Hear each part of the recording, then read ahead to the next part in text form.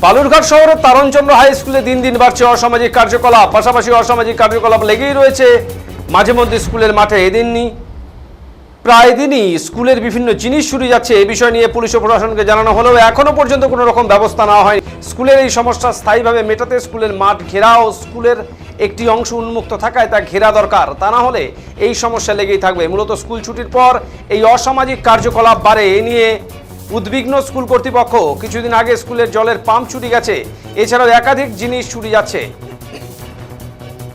এ নিয়ে পুলিশ প্রশাসনকে জানালেও পুলিশ রেড করে, কিন্তু কিছুদিন পর আবার যে কে সেই হয়ে যায়। মাঠ ঘেরা না হলে অসামাজিক কার্যকলাপ আটকানো সম্ভব নয় বলেই মনে করছে স্কুল কর্তৃপক্ষ। এর পাশাপাশি স্কুলে সিসিটিভির প্রয়োজন রয়েছে বলেও জানান তারা, তা না হলে তাহলে এই সিসিটিভি থাকলে অনেকটাই এ ধরনের কার্যকলাপ আটকানো সম্ভব হবে বলে বিশ্বাস বিদ্যালয় কর্তৃপক্ষের।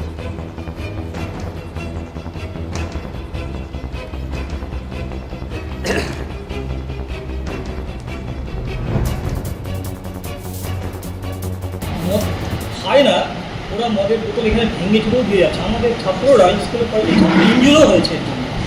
হ্যাঁ, মদের শিশিগুলো ঢুকে গেছে পায়ে। তো এটা যদি উপযুক্ত ব্যবস্থা না হয়, মাঠে পাশে আমাদের নাট্য উৎকর্ষ কেন্দ্র রয়েছে। হ্যাঁ, স্কুলের উত্তর উৎকর্ষণের প্রাচীর না থাকার জন্য স্কুল বন্ধ হওয়ার পরেও অ্যান্টিসোশ্যালরা এখানে ঢুকে গিয়ে অনেক কিছু জিনিস চুরি করছে। পাশাপাশি হচ্ছে কি গাঁজার ঠেক, মদের ঠেক এবং অসামাজিক অনেক ঘটনাগুলো ঘটছে, যেটা আমরা তো সব ক্ষেত্রে তো বুঝতে পারি না। এর মধ্যে স্কুল থেকে দেখা গেছে স্কুলে একটা জলের পাম্প চুরি হয়ে গেছে, যেটা হেডমাস্টার ইতিপূর্বে বললেন। তো এগুলো যদি স্থায়ী সমাধান হয়, আপনারা কি বাউন্ডারি ওয়ালের জন্য মাঠের বা স্কুলে বাউন্ডারির জন্য প্রশাসনকে জানিয়েছেন? সর্বশিক্ষা মিশনকে জানানো হয়েছিল। আমার দায়িত্ব নেওয়ার আগে শুনেছিলাম সর্বশিক্ষা মিশনকে জানিয়েছে।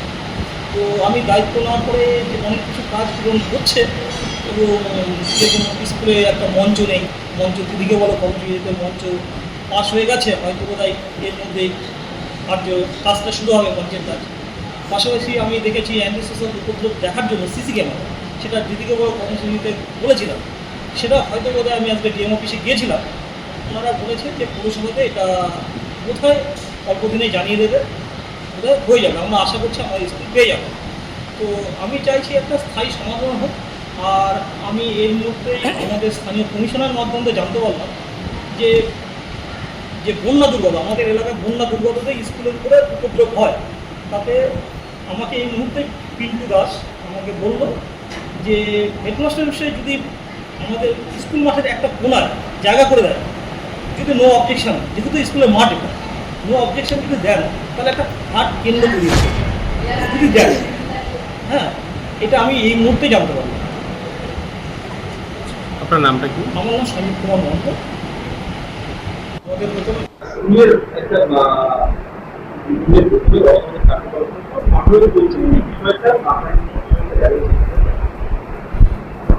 বিভিন্ন সময় স্কুলে অসামাজিক কার্যকলাপ, সামার ভ্যাকেশন, পুজো ভ্যাকেশনে কিছু অ্যান্টিসোশ্যাল এলিমেন্ট যারা থাকে, তারা পাখির চোখকে, গেটটার চোখকে ঢুকে যায়, বিভিন্ন রকম নেশার জাতীয় জিনিসগুলো করে থাকে, স্কুলের ভিতরে মজা বোতল করে থাকে।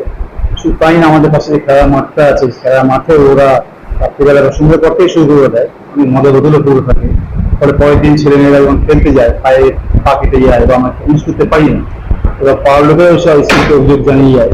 আমাদের কিছু করার থাকে না, আমরা মাঝে মধ্যে জানিয়েছি, থানাতে মাঝে মধ্যে স্টেপ নিয়েছে, ওরা রেড করেছে, কিছু ধরা পড়েছে, যেটা তো কন্টিনিউয়াস সলভ করতে পারার সম্ভব না, এটা চলছে। আমাদের দাবি হচ্ছে মাঠটা যদি কোনোভাবে দাবি আমাদের এটাই, মাঠটা যদি ঘিরে দেওয়ার ব্যবস্থা করে দেওয়া হয়। আর স্কুলের এই একটা কোশ্চেন আমাদের স্কুলের বাউন্ডারি ওয়াল 30-40 মিটার নেই, ওটাকে যদি আমরা সর্বশিক্ষা কমিশনকে জানিয়েছি, ওরা বলছে ইদানিং সিভিল জার্নাল কোনো নেই, যে কারণটা করতে পারছেন না। আমরা ওটা টিম দিয়ে ঘিরে রেখেছি, তবু তারা 3-4 চোখকে ভিতরে ঢুকে যাচ্ছে। তো ওটা টেস্টাসিং, অবশ্যই টেস্টাসিং, মেইন গেটে ঢুকে আছে, ওখানে ঢুকে যাচ্ছে। তো আমরা থানায় জানিয়েছি, আমরা চাচ্ছি একটা সুষ্ঠু সমাধান হোক, প্রশাসন থেকে উদ্যোগ নেওয়া হোক, এটাই আমাদের আবেদন। মাঝে মধ্যে রেড করে, স্কুলে গেটের সামনে পিকনিক হয়, সারাদিন পিকনিক হয়, হইচই করে, আমাদের পাড়ার লোকজন এসে অভিযোগ জানায়। আমরা থানায় জানিয়েছি, ও রেড করেছে মাঝে মধ্যে।